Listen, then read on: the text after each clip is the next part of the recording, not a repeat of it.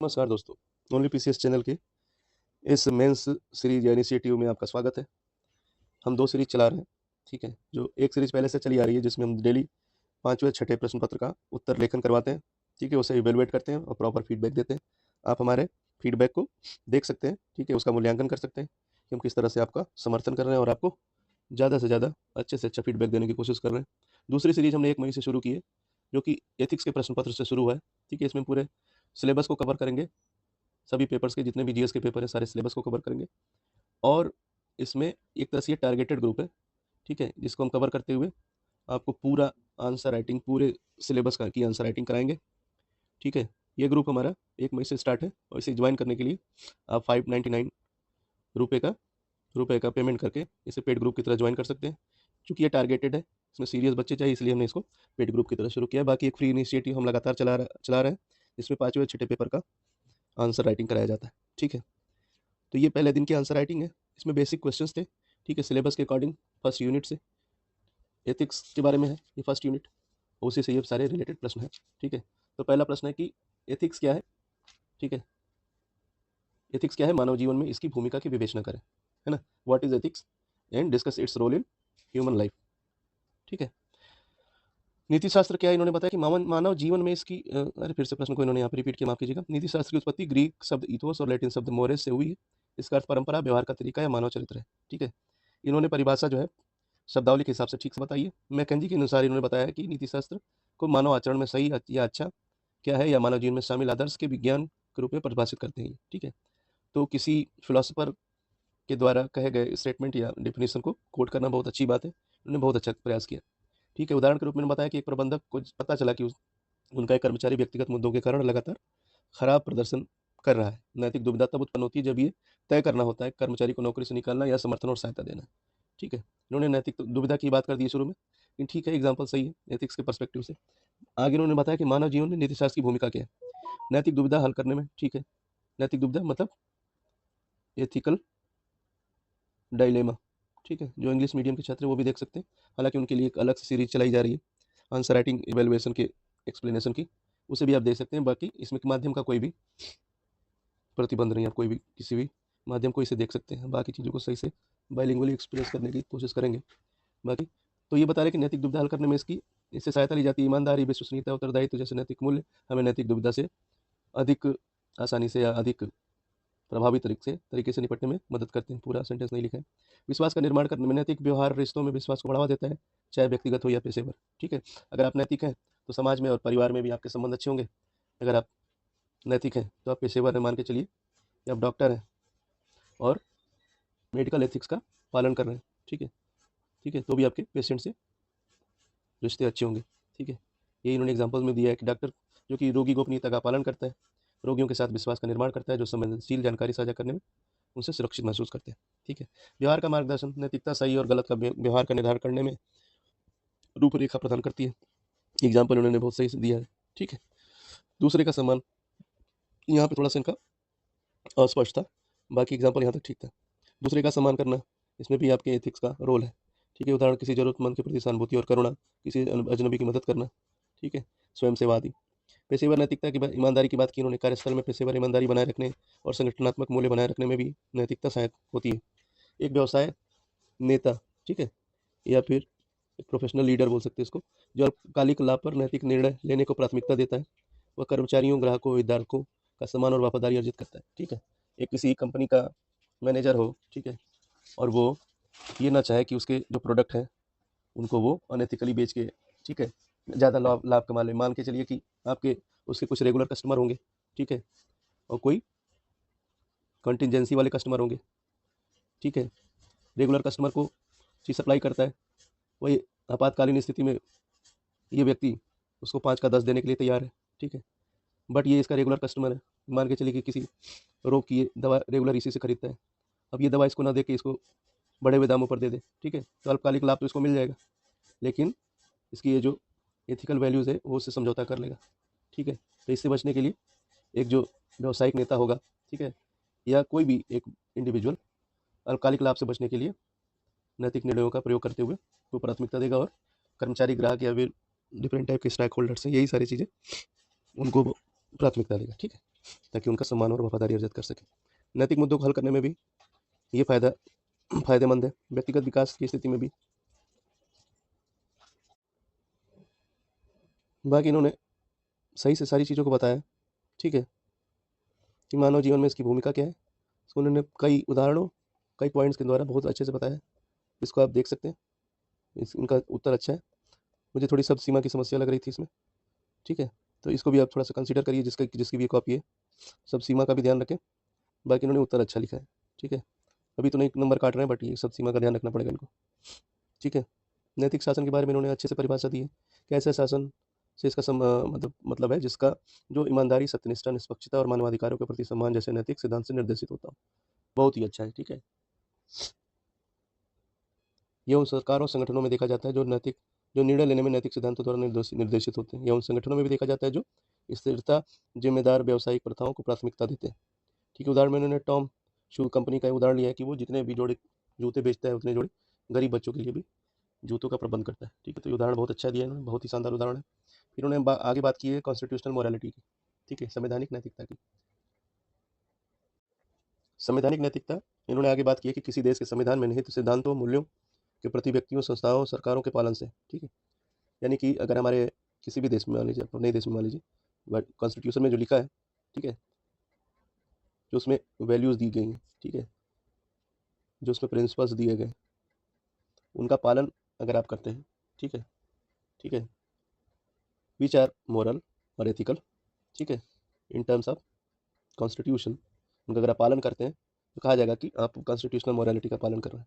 ये जिम्मेदारी सिर्फ राज्य की नहीं होती है, ये जिम्मेदारी इंडिविजुअल्स की भी होती है, सिटीजन्स की होती है, राज्य की होती है, और डिफरेंट स्टेक होल्डर्स जो भी किसी पर्टिकुलर कंट्री में, उन सबकी जिम्मेदारी होती है कि वो कॉन्स्टिट्यूशनल मोरालिटी का पालन करें।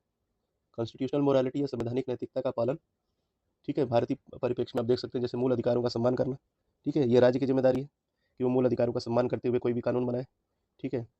ये इंडिविजुअल की जिम्मेदारी है कि वो राष्ट्र की अखंडता, एकता, ठीक है, बंधुत्व, भाईचारा, इसको देखते हुए कोई भी काम करे, ठीक है, कोई भी एक्ट करे, कोई भी कृत्य करे, कर्म करे, तो इसको ध्यान में रखना पड़ेगा कि जो इंटीग्रिटी ऑफ द नेशन है, ठीक है, यूनिटी ऑफ नेशन है, उसको वो, या फिर सोवरेनिटी है किसी देश की, संप्रभुता है, उसका अपमान ना करे, ठीक है। तो इंडिविजुअल लेवल पे ये हो गया, ठीक है। डिफरेंट स्टेक होल्डर से सबको कॉन्स्टिट्यूशनल मोरालिटी का पालन करना चाहिए।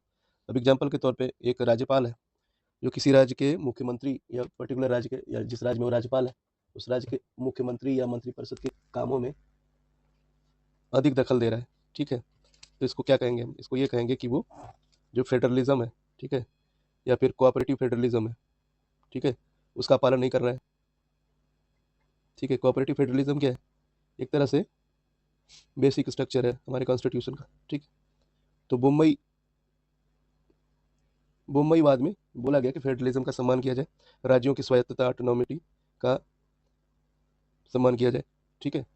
तो अगर कोई राज्यपाल अधिक अधिक हस्तक्षेप करता है राज्य कार्यपालिका या विधायिका के कार्यों में, तो इसको भी हम बोलेंगे कि it is against constitutional morality, ठीक है। तो ये भी एक कॉन्स्टिट्यूशनल मोरालिटी है। सेक्सुअल ओरिएंटेशन को लेकर किसी के ऊपर अपराध करना, किसी को मारना, पीटना या जेल में डालना, ठीक है, ये भी अगेंस्ट कॉन्स्टिट्यूशनल मोरालिटी है। तो इसको सुप्रीम कोर्ट ने नवतेज सिंह जौहर बनाम यूनियन ऑफ इंडिया के केस में बताया कि आईपीसी की धारा 377 विच क्रिमिनलाइज होमोसेक्सुअलिटी इज अनकॉन्स्टिट्यूशनल, ठीक है। तो उन्होंने बताया कि जो भी आपकी यौनिक या सेक्सुअल ओरिएंटेशन है, ठीक है, उसका सीधा संबंध आपके राइट टू प्राइवेसी से, राइट टू प्राइवेसी से संबंधित पुट्टुस्वामी केस है, 2017 में आया था, जिसमें बताया गया कि right to privacy is also a fundamental right, ठीक है। तो ये सारी चीज़ें कॉन्स्टिट्यूशनल मोरालिटी के अंतर्गत ही तो आती है। कॉन्स्टिट्यूशनल मोरालिटी एक चीज़ और है कि सिर्फ यही नहीं है कि कॉन्स्टिट्यूशन में जो लिखा गया है, जो भी बातें उसी का पालन करना है। इसका मतलब इससे ब्रॉडर है। इसका मतलब है कि जो चीज़ें कॉन्स्टिट्यूशन के बेसिक स्ट्रक्चर से मेल खाती हैं, जो चीज़ें नेचुरल राइट से मेल खाती हैं, ठीक है, उन सारी चीज़ों को भी हम इंक्लूड कर सकते हैं कॉन्स्टिट्यूशनल मोरालिटी में, ठीक है, स्पेशली इन इंडिया या फिर इन इंडियन कॉन्स्टिट्यूशनल कॉन्टेक्स्ट, ठीक है। इन्होंने इस प्रश्न का उत्तर अच्छे से लिखा है, ठीक है। तो दोनों को मिला के इनको मिलते हैं 5 नंबर 8 में से। उदाहरण भी अच्छे दिए हैं, और भी उदाहरण मैंने यहाँ पे इंडिकेट कर दिए कि आप दे सकते हैं, तो आप इसको गौर करिए, इस पर आप भी बात मतलब कोशिश करिए कि सारे लोग इस सारे एग्जाम्पल्स को इस तरह से पर्सपेक्टिव को रखते हुए प्रश्नों को लिखें। नीति शास्त्र में मानव कर्म से क्या तात्पर्य? मानव कर्म में नैतिकता के निर्धारक और परिणाम की विवेचना करें, ठीक है। मानवीय कर्मों में नैतिकता, इन्होंने लिखा है, नैतिक दर्शन का एक महत्वपूर्ण पहलू है जो कार्यों के सही या गलत होने से संबंधित है।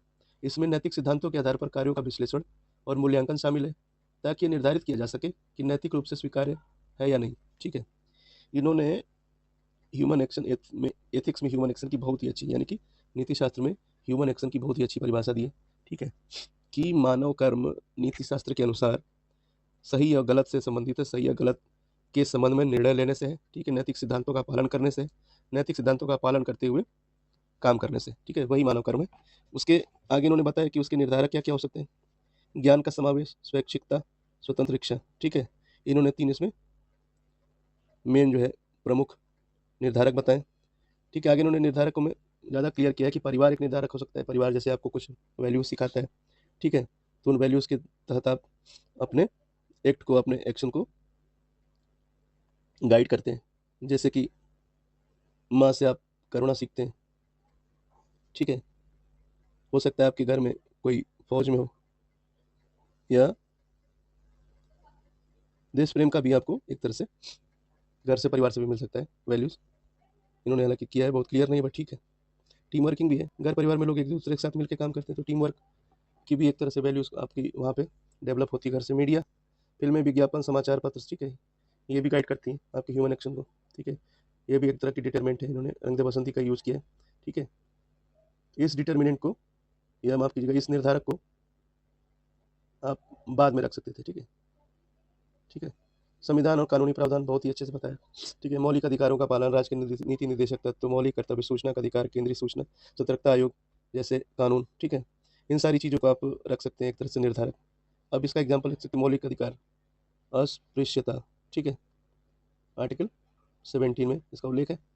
ठीक है, यानी कि आप किसी के साथ छुआछूत नहीं कर सकते, किसी को उसकी जाति के आधार पर आप सामाजिक उसका बहिष्कार नहीं कर सकते। ठीक है, सामाजिक ऊंच नीच, भेदभाव, मंदिर प्रवेश, कुएं से पानी भरना, सार्वजनिक जगहों पर जाना। ठीक है, इन सारी चीज़ों पे आप किसी पर प्रतिबंध नहीं लगा सकते, केवल इसलिए कि वो किसी पर्टिकुलर कास्ट से रिलेटेड है, कास्ट में आता है। ठीक है, तो एक तरह से ये भी एक हो गया डिटर्मिनेंट। ठीक है, डीपीएसपी क्या कहता है?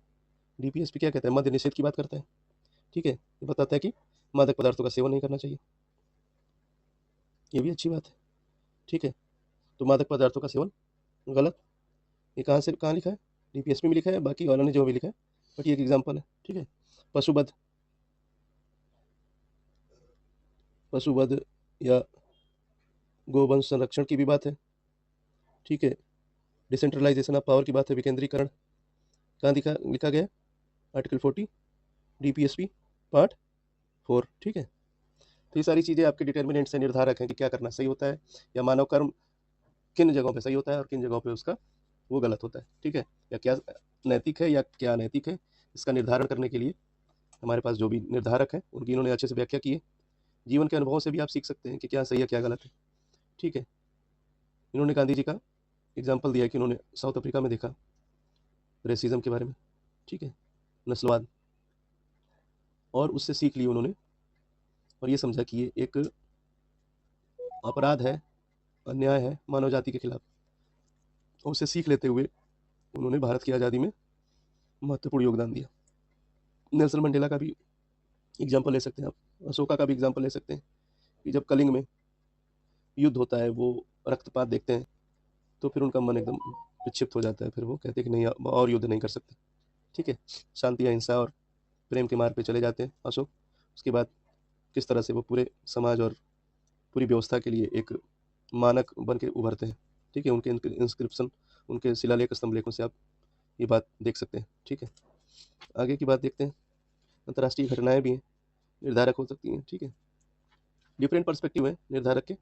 ठीक है, कुछ लोग आंतरिक निर्धारक, बाह्य निर्धारक में बताते हैं। आंतरिक में अंतरात्मा हो गई, ठीक है, परिवार के मूल्य हो गए, समाज के मूल्य हो गए। बाह्य में बताते हैं कि लॉ हो गए, कॉन्स्टिट्यूशन हो गया, ठीक है, लीगल फ्रेमवर्क हो गया, ये सारी चीज़ें भी आती हैं। तो इस तरह से भी आप इसको क्लासीफाइड कर सकते हैं। इन्होंने कुछ पर्टिकुलर चीज़ों को अलग ढंग से बताया, बट बताना अच्छा है। नेता और दार्शनिक विचारकों के जो विचार होते हैं उनसे भी आप सीख सकते हैं। रानी लक्ष्मीबाई से जैसे आप साहस सीख सकते हैं।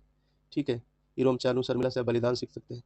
ठीक है, लगातार कई सालों से ये अनशन पर रहीं, क्यों?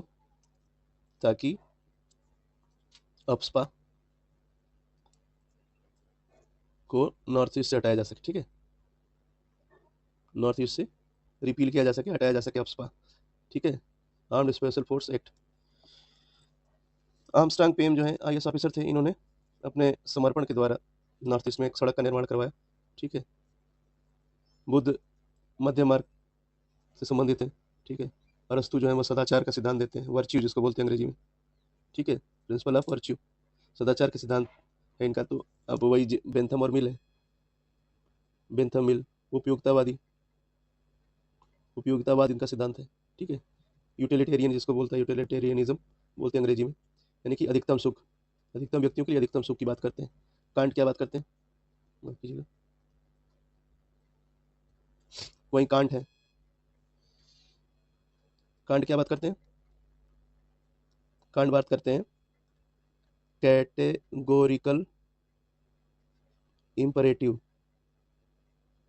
ठीक है, यानी कि जो भी यूनिवर्सल प्रिंसिपल्स हैं, यूनिवर्सल मोरल प्रिंसिपल हैं, आपको उनको किसी भी स्थिति में पालन करना चाहिए, ठीक है।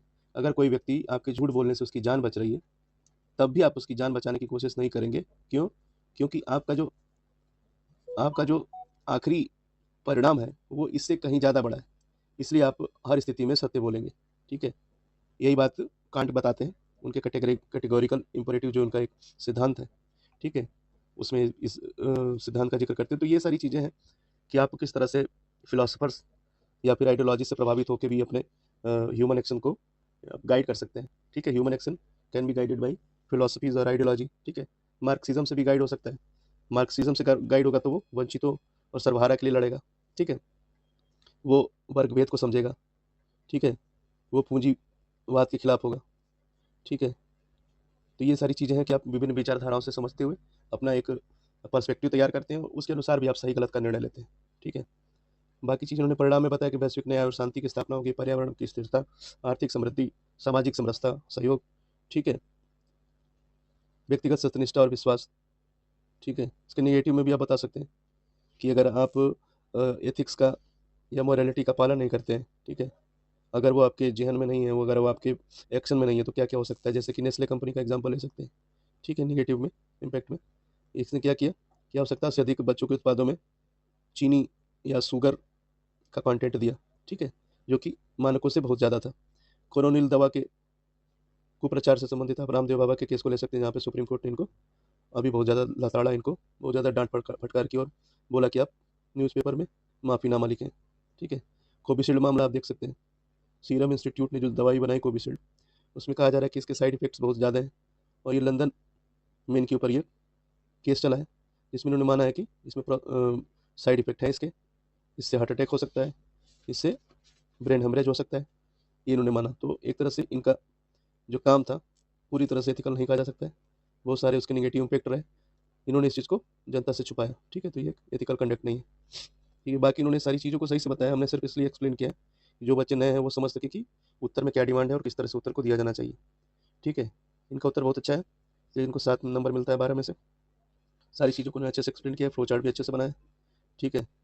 बाकी आप लोग उत्तर लिखते रहें, अच्छे से अच्छा उत्तर लिखिए, कोशिश करिए अच्छा लिखने की, एक दिन में कोई अच्छा उत्तर नहीं लिखता है, ठीक है। आप मदद लीजिए डिफरेंट सोर्सेज की, और उसके अनुसार आप लिखिए। आप लिखते लिखते अगर आप हेल्प भी लेके लिखते हैं तो धीरे धीरे आपको लिखना अच्छे से आ जाएगा, और यही हमारा उद्देश्य है कि आप अच्छे से एक दिन लिखें और पीसीएस में सेलेक्ट हों, ठीक है। चैनल पर बने रहने के लिए धन्यवाद। चैनल को लाइक करें, सब्सक्राइब करें, शेयर करें। बाकी हमारे पेड ग्रुप को ज्वाइन कर सकते हैं, फ्री इनिशिएटिव को भी ज्वाइन कर सकते हैं, जहाँ भी आपकी इच्छा हो ज्वाइन करें। आप देखें कि हम कैसे फीडबैक देते हैं और क्या क्या सुधार करने के लिए बताते हैं, क्या क्या हमारे सेटअप रूल्स है या सेटअप गाइडलाइंस है जो हम बच्चों को नियमित प्रोवाइड करा रहे हैं, ठीक है। तो प्रॉपर फीडबैक आपको मिलेगा, इसलिए इस पर चैनल पे बने रहें, ठीक है। हमारे टेलीग्राम और व्हाट्सएप ग्रुप से जुड़ के हमारे पेड इनिशिएटिव या फ्री इनिशिएटिव जो भी आपको सही लगे उसको ज्वाइन कर सकते हैं। पेड इनिशिएटिव में देखिए कैसे आंसर लिखे जा रहे हो, किस तरह से फीडबैक किया जा रहा है, ठीक है, इसलिए आप इसको ज्वाइन करिए, ठीक है। धन्यवाद। जय हिंद, जय भारत।